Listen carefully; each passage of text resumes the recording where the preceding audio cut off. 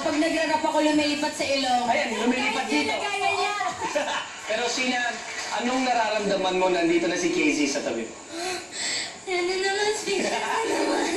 Alam mo Casey, it's really an honor to have you here. Anong masasabi mo naman sa performance ni Sheena na talagang kami, wala kang napatayo ang mga... Napakagaling. Akala ko kanina pinapanood ko yung video ng performance ko nung nasa likod ako. Sobrang kuha niya yung mga...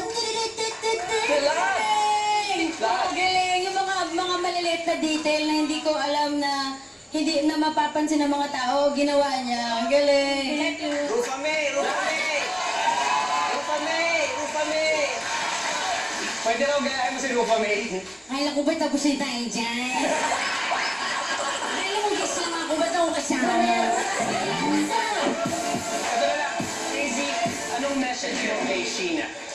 Ayun, just keep it up. Yung mga performances na napanood ko from you, never ako na-disappoint at palagi man nasusurpass yung expectation ng mga tao na nanonood sa'yo.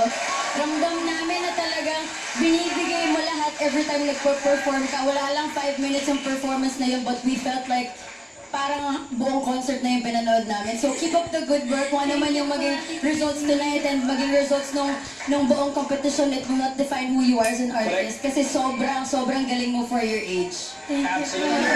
Absolutely.